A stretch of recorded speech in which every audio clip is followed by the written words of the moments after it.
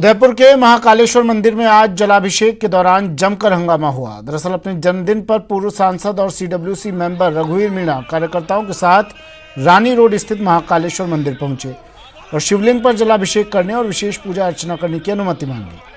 मंदिर ट्रस्ट से जुड़े पदाधिकारियों ने कोरोना गाइडलाइंस का हवाला देते हुए जलाभिषेक की अनुमति देने से इनकार कर दिया, जिस पर कांग्रेसी कार्यकर्ताओं ने जमकर हंगामा किया।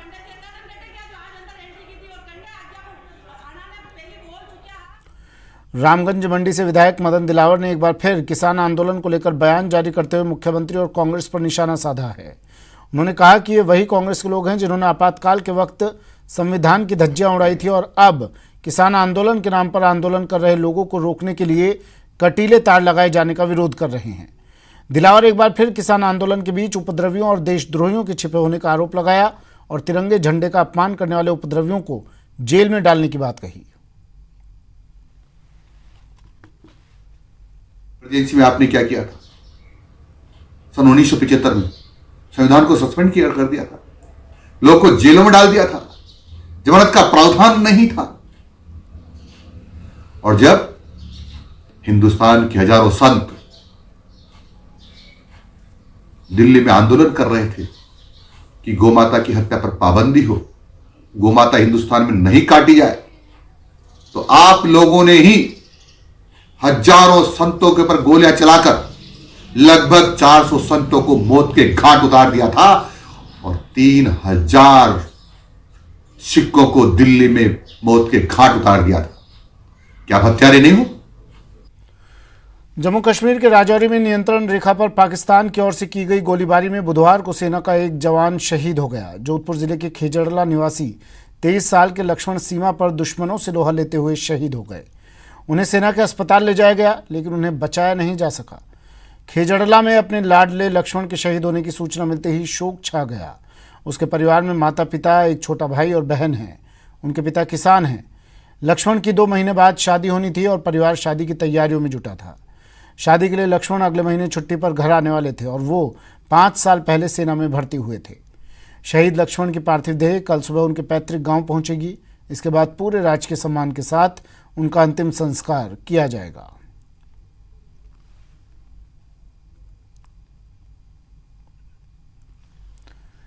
वहीं जोधपुर के जवान जम्मू कश्मीर में शहीद होने पर सीएम ने ट्वीट कर दुख जताया। सीएम ने ट्वीट कर लिखा कि राजस्थान के वीर सपूत लक्ष्मण की शहादत को सलाम, जिन्होंने सुंदरबन सेक्टर जम्मू कश्मीर में नियंत्रण रेखा के किनारे पाकिस्तान की ओर से संघर्ष विराम उल्लंघन में अपना जीवन लगा दिया।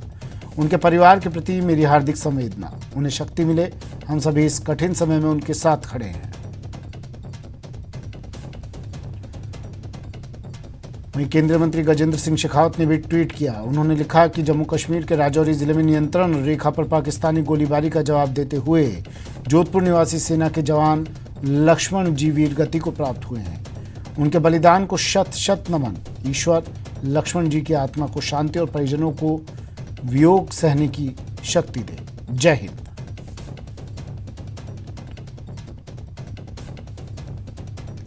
इसके बाद लोकसभा अध्यक्ष ओम बिरला ने भी ट्वीट किया। जवान लक्ष्मण के शहीद होने पर लोकसभा स्पीकर ओम बिरला ने ट्वीट कर दुख जताया।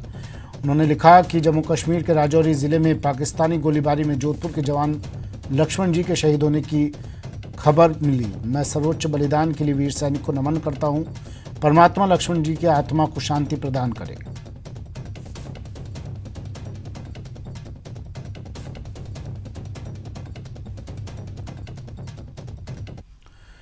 आज प्रदेश में दूसरे चरण के टीकाकरण का आगाज हो गया है। आज रेवेन्यू ऑफिसर्स को वैक्सीन लग रही है। 4 तस्वीरें टीवी स्क्रीन पर जिसमें अधिकारी टीका लगवा रहे हैं। पहली तस्वीर जयपुर की है, जहां कलेक्टर अंतर सिंह नेहरा ने टीका लगवाया। दूसरी तस्वीर कोटा की है, जहां 596 राजस्व कार्मिकों को टीका लगाया जा रहा है। तीसरी तस्वीर उदयपुर की, यहां भी तेजी से वैक्सीनेशन की प्रक्रिया चल रही है। और चौथी तस्वीर जोधपुर की, यहां कलेक्टर समेत अन्य अधिकारियों ने भी टीके लगवाए।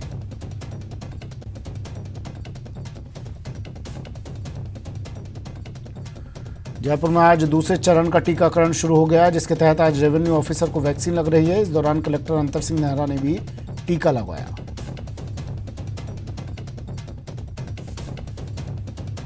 देश में आज दूसरे चरण का वैक्सीनेशन अभियान का आगाज हो चुका है। तमाम जिलों में राजस्व अधिकारी टीका लगवा रहे हैं। और आज राजधानी जयपुर में जिला कलेक्टर अतर सिंह नेहरा साहब ने भी टीका लगवाया। तमाम उनके जो अधिकारी कर्मचारी हैं वो भी आज वैक्सीनेशन अभियान में बढ़ चढ़कर हिस्सा ले रहे हैं। इस वक्त कलेक्टर साहब हमारे साथ मौजूद हैं। सर, किस प्रकार का संदेश, चूंकि इस कोरोना की लड़ाई में फ्रंटलाइन वॉरियर की भी बहुत बड़ी भूमिका रही है।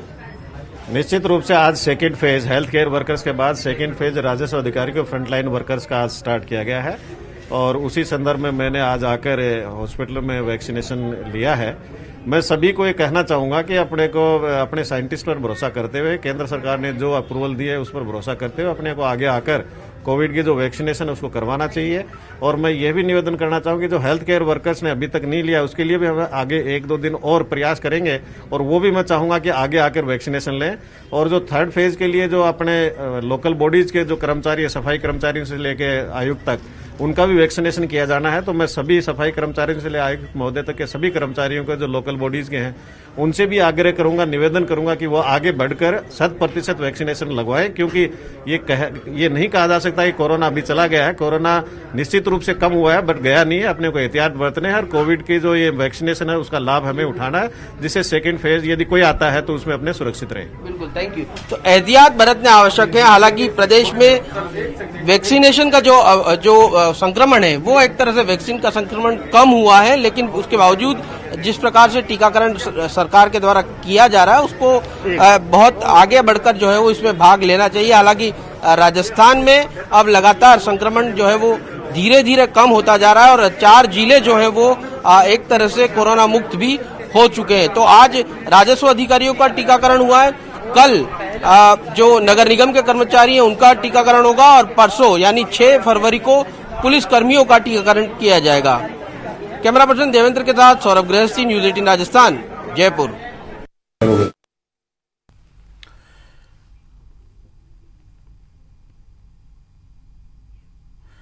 उधर जैसलमेर में भी कोविड-19 वैक्सीनेशन का दूसरे चरण का आज से आगाज हुआ। यहां जैसलमेर कलेक्टर आशीष मोदी ने पहला टीका लगाया। कलेक्टर ने सभी अधिकारियों और कर्मचारियों को बिना डरे टीका लगवाने के लिए प्रेरित किया। साथ ही यूआईटी सचिव अनुराग भार्गव ने भी टीका लगवाया। कलेक्टर आशीष मोदी ने बताया कि जिले में जवाहर अस्पताल, सामुदायिक स्वास्थ्य केंद्र, पोखरण, फतेहगढ़, मोहनगढ़ और नाचना पर वैक्सीनेशन के लिए सेंटर बनाए गए हैं। वैक्सीनेशन में फर्स्ट फेज़ में हमने सारे हेल्थ केयर वर्कर्स को लगाया था। उसके बाद फर्स्ट फेज़ कंप्लीट होने के बाद आज फ्रंटलाइन वर्कर्स की शुरुआत की गई है, जिसमें रेवेन्यू ऑफिशियल सर्वप्रथम आगे आकर के वैक्सीनेशन करवा रहे हैं।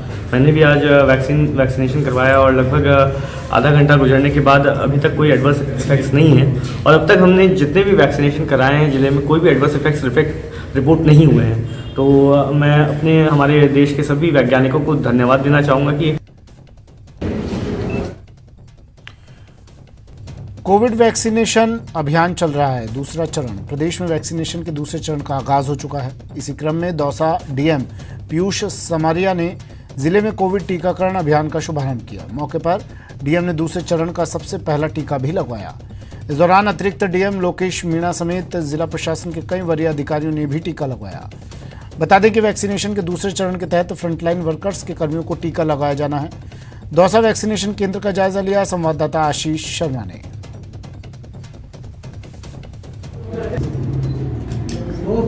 शानदार सर, एक बार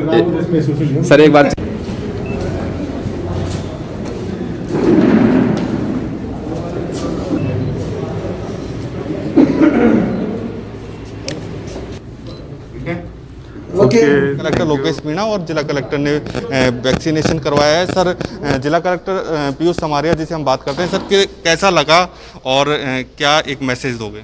बहुत अच्छी चीज़ है। मैं धन्यवाद देना चाहूँगा राजस्थान सरकार को कि उन्होंने फ्रंटलाइन वर्कर्स में रेवेन्यू डिपार्टमेंट को चुनते हुए सबसे पहले वैक्सीन लगाया और मुख्य रूप से एक लीड बाय एग्जाम्पल जो कहते हैं कि कलेक्टर ने पहले कलेक्टर्स को मतलब कहा है कि एनालिस्ट होकर इसमें वैक्सीन लगाएं, तो इसमें काफ़ी अच्छा है। ये एक काफ़ी प्रिविलेज वाली बात मैं कहना चाहूँगा कि वैक्सीन लगाया और मैं आपके माध्यम से लोगों को और इनकरेज करना चाहूँगा कि इस अभियान के साथ जुड़ें और एक कोविड मुक्त राजस्थान की जो हम लोग तैयारियां कर रहे हैं उसमें हमारा सहयोग करें। बिल्कुल, अतिरिक्त जिला कलेक्टर लोकेश मीणा ने भी लगाया। सर, वैक्सीनेशन के बाद में कैसा लग रहा है और क्या एक मैसेज? पहले से बेहतर लग रहा है। फीलिंग क्वाइट कॉन्फिडेंट कि मुझे वैक्सीन लग गया है। अब मैं पहले की तुलना में अधिक सुरक्षित हूँ और बहुत कॉन्फिडेंट हूँ। और मैं लोगों को यही कहना चाहूँगा कि जो ही आपको भी वैक्सीन लगेगा आपको पहले से बेहतर लगेगा, आप संतुलित होंगे, आप ज़्यादा आत्मविश्वासी बनेंगे। बिल्कुल, जो पहला चरण था 16 जनवरी को शुरू हुआ था। 16 जनवरी को पहला टीका डॉक्टर दीपक शर्मा ने लगाया था। सर 25 दिन हो गए आपको टीका लगाए, किसी तरह की कोई परेशानी और क्या कहोगे सर? नहीं, किसी तरह की कोई दिक्कत नहीं है, मैं बिल्कुल कंफर्टेबल हूँ। और जैसा आज सर ने कहा, सर ने भी टीका लगवाया आज, तो ये एक मैसेज है, पॉजिटिव मैसेज है। जो हम लोग हैं, हमको एक एग्जाम्पल क्रिएट करना है और हमारा सबसे अनुरोध है कि जल्दी से जल्दी जिस दिन नाम आए उसी दिन सारे काम छोड़ के पहले टीका लगवाएं, ताकि ये जो अगले फेज़ में हम जल्दी से जल्दी पहुँचें। बिल्कुल, सरकार का भी यही उद्देश्य है कि जो कोविड वैक्सीनेशन का जो कार्य चल रहा है वो दूसरा फेज सफल हो और आगामी जो भी गाइडलाइन सरकार का है उस आधार पर लोग आगे आएं और टीके लगवाएं। आशीष शर्मा, न्यूज़ 18, दौसा।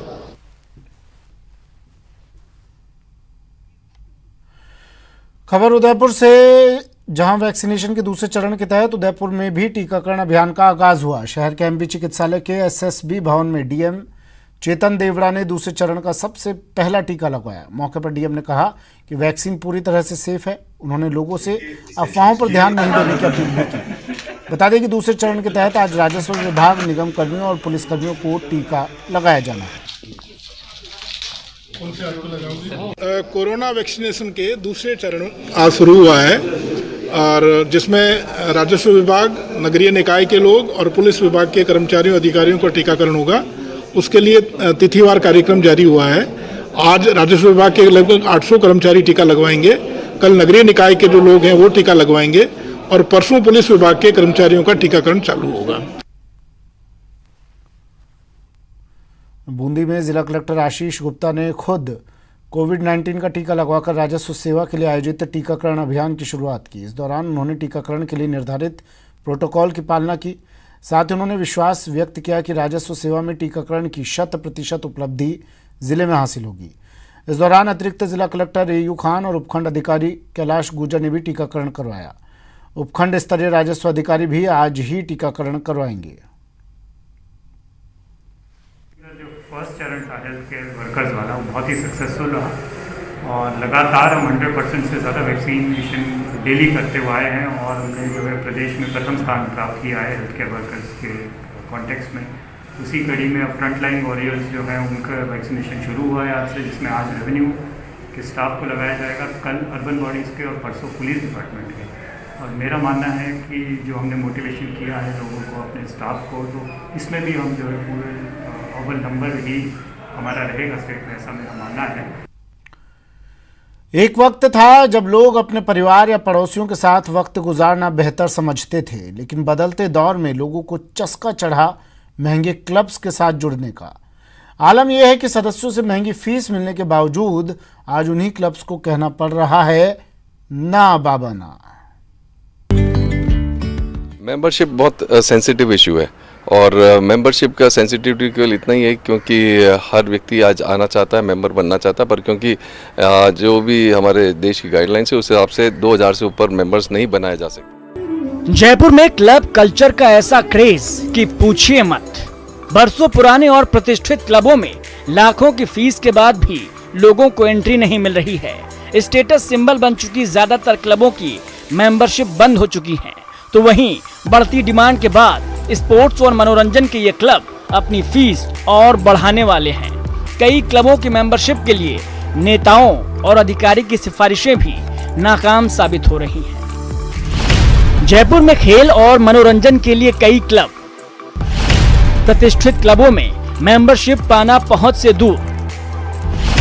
कोटा पूरा होने के चलते मुश्किल हुआ क्लब से जुड़ना। सियासी सिफारिशें भी हुई नाकाम। स्टेटस सिंबल बन चुकी है क्लब मेंबरशिप। जयपुर के कई क्लबों में पहले से ही मेंबरशिप का कोटा पूरा हो चुका है, लिहाजा यहां नए सदस्य नहीं बनाए जा रहे हैं। मेंबरशिप में भी प्रायोरिटी उन सदस्यों और उनके परिवारों को मिलती है जो इन क्लबों के सदस्य पहले से हैं। अब आप इन क्लबों में वसूली जाने वाली मेंबरशिप फीस के बारे में जानेंगे तो दंग रह जाएंगे। जयपुर क्लब 15 लाख रुपए प्लस 1500 रुपए टैक्स। जय क्लब 12 लाख रुपए प्लस 2100 रुपए tax. Rambagh golf club 7 lakh रुपए प्लस 2,000 रुपए टैक्स। राजस्थान पोलो क्लब 75,242 रुपए। अशोक क्लब 5 लाख रुपए प्लस 1,200 रुपए टैक्स। हमारे अभी मौजूदा जो है अभी 12 लाख प्लस जीएसटी है। 3-4 तरीके की मेंबरशिप है। एक तो ऑनरी मेंबरशिप होती है जो किसी की एलाइड पर्सन को जो उनको हम देखें। एक होती है temporary membership, permanent membership, life membership, अलग अलग कैटेगरीज है। इस प्रक्रिया को ताकि लोग बाग जो नहीं बन पा रहे हैं उनके लिए कोई एक दूसरा रास्ता बन सकता है या नहीं बन सकता है, तो मैं कल कुतुब जो गोल्फ क्लब है वो दिल्ली गवर्नमेंट का है, डीडीसी का, तो उसको देखने गया था क्योंकि हमारा स्ट्रक्चर उनसे मिलता हुआ स्ट्रक्चर है। तो वहाँ देखा कि उन्होंने एक पे एंड प्ले का एक मेंबरशिप चालू कर रखी। 1 महीने की वो मेंबरशिप आप ले लो और सारी फैसिलिटी आप क्लब की यूज़ कर सकते हो। तो इस तरीके के कोई प्लान डेवलप करेंगे जो कि हमारी जनरल बॉडी अप्रूव करेगी, उसके बाद इम्प्लीमेंट करने की कोशिश करेंगे। चाहेंगे कि ज़्यादा से ज़्यादा लोग इस क्लब से जुड़े और उनको यहाँ आने का मौका भी मिले। और बहरहाल क्लबों से जुड़ना और मेंबरशिप हासिल करना ऊंचे तबके में स्टेटस सिंबल बन गया है, जिसके चलते नए क्लब स्थापित जरूर होने लगे हैं, लेकिन लोगों के मुताबिक क्लबों में सुविधाओं के साथ ही सुकून मिलना भी बेहद जरूरी है। न्यूज़ 18 राजस्थान के लिए जयपुर से महेश दाधीच की रिपोर्ट। अगर आप गुड़ के शौकीन हैं तो एक बार बूंदी का रुख जरूर कीजिएगा, क्योंकि यहाँ का चॉकलेटी गुड़ इन दिनों लोगों की ज़बां पर छाया हुआ है। देखिए हमारी ये रिपोर्ट। सब्जियों के बाद अब गुड़ की बारी।